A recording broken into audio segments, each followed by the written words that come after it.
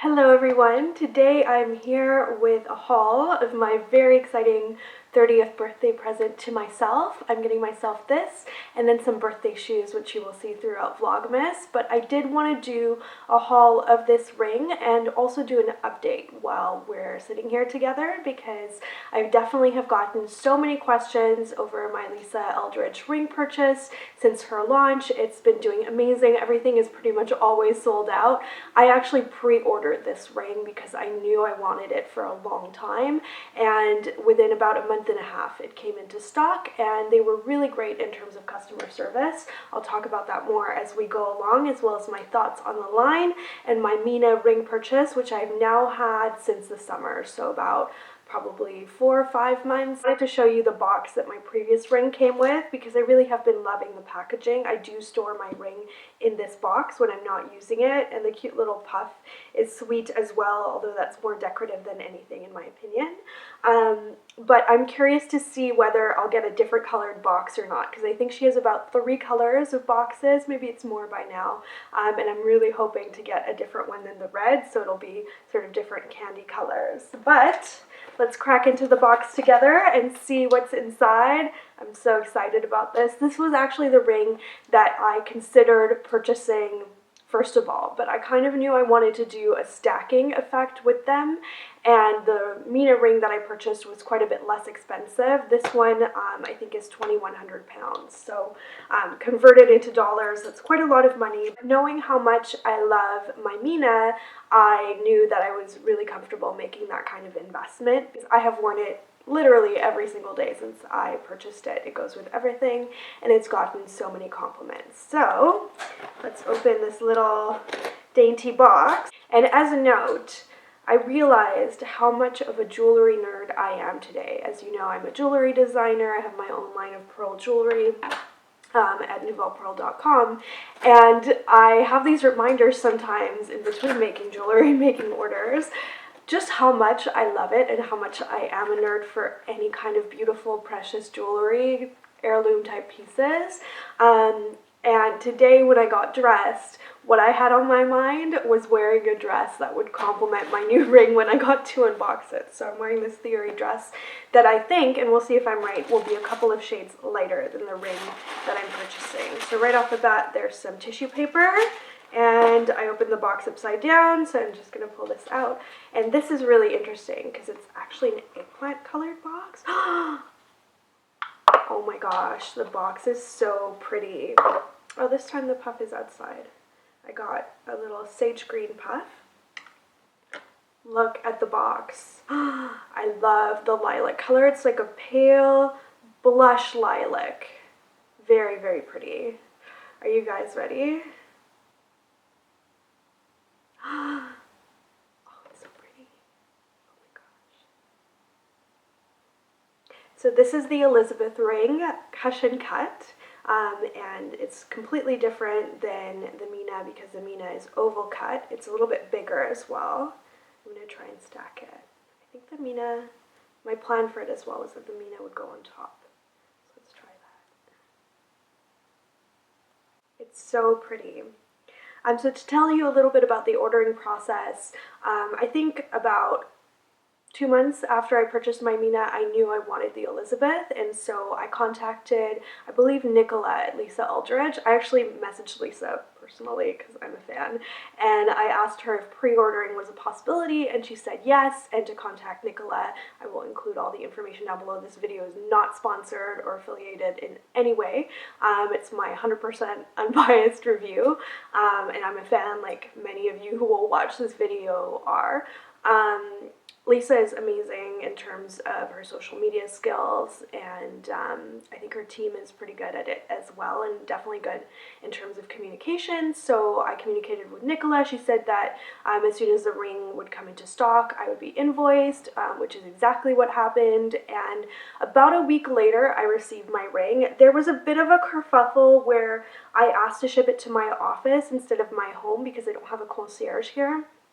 and we didn't switch the address, so that was a bit of a snafu, but all in all it was fine, and it ended up being switched once I got in touch with Nicola back to my office, but it took a few more extra days because of that. The first time I ordered, I had my Meena Ring within like 2 or 3 days. It was so fast. They use express delivery, and a big note, especially for Canadian customers, they do not charge duty. So Lisa Eldridge swallows any duty that is charged on the rings, and so what that means is the price that you see in pound sterling converted, if you're using, I used a US credit card to purchase it, whatever converted that is what you pay. There's not going to be anything on top of that, and it's free shipping as well. So I really appreciate how she treats her international customers. I try and do the same for Nouvelle Pearl, and I think that's really important. It's the idea that as participants in this online community and forum, we kind of honor the fact that it's international, and my viewers are all over the world. I'm sure hers are too, and I think they do a really good job of honoring that. So that was nice and very seamless. So I'm going to try and stack them with maybe the Betty if I want to do something lighter as a contrast to the Elizabeth. I asked her for an extra dark stone, and I did that because I already have a tanzanite that I will probably sometimes wear with these rings, and so I wanted a big contrast between the stones and not to have the same thing twice in my collection, although they're totally different stones between the tanzanite and the iolite of the Elizabeth. The Elizabeth ring is named after Elizabeth Taylor in honor of her really amazing violet toned eyes, and I think it definitely honors that beautifully. I personally am not a square cut stone person. Cushion cut has a bit of roundness to it, but I think I'm always going to gravitate towards the oval cut more. I can see facets on the oval a little bit more as well, just in terms of how the facets are cut. And so I think the undergallery is just shaped really well. So the undergallery is the part that supports the ring, essentially. It's the lower part of the setting. And from the way it's designed, essentially they slot together really well, especially between the oval and the cushion cut. So I decided to go with cushion cut for my second ring because I think contrast is really beautiful in jewelry. I think it's what keeps it modern. And so I think the contrast between the cushion cut and the oval cut is really nice. They really complement each other. You have that slight angular nature and then the really smooth oval of the Meena. And I think they look really nice together, and if I did a third one, I would probably do an oval again underneath.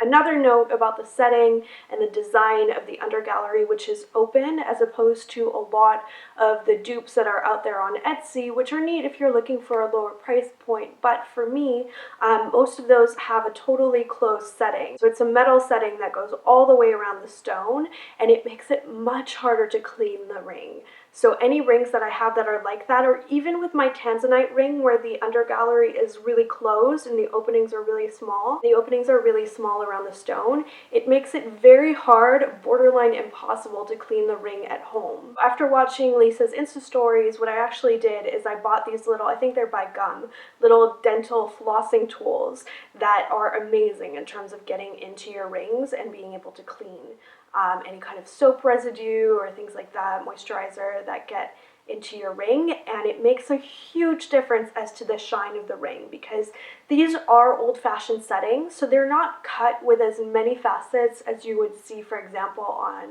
like my quiet diamond studs, which have a ton of facets to really make the diamond shine. So as a result, I think it's extra important for these rings to clean them regularly so that you have that shine and that light passing through the stone properly. I think it's more important than for other rings, but the nice thing about Lisa's design is that the way the setting is designed also makes it easier to do than with most rings. I think it's really seamless that she included a different colored box. I don't know if that's because of the record of my first ring purchase or if this is the box that is just always included with the Elizabeth. I think it's beautiful attention to detail overall with her line. She did also come out with a line of earrings as well. Just to give it a quick critique from a jewelry designer's perspective, I would have loved to see the setting in the actual back of the stone for the drop earrings. the way she's done it is so that it's more like my earrings where there's a hook. But of course there's a huge price point difference between my designs and hers. And having that design done so that the top stone is actually a stud would have probably been a lot more complicated. So I understand why she didn't do that. I just personally would have liked to see that, where you had the stud part with the stud at the back of the stone and then a drop underneath it. I definitely would really enjoy a pair of studs in the Elizabeth or in the Isabella if I do decide to get that ring. What happens with her line? I doubt there are going to be a lot of additions anytime soon, because now she's very focused with her new lipstick launch, which I'm kind of interested in seeing.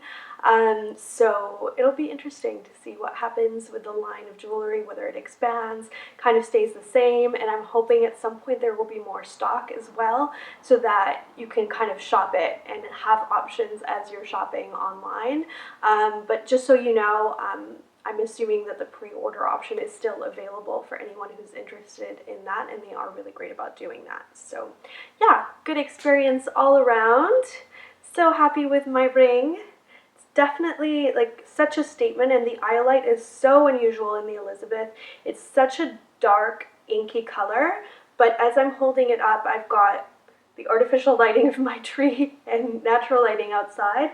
It definitely looks different in different light, and it has a very bluey purple kind of tone, like some types of ink do, if you know, like if you're familiar with the old school jars of ink where you can get that kind of bluey purple tone. That's what it's really reminding me of.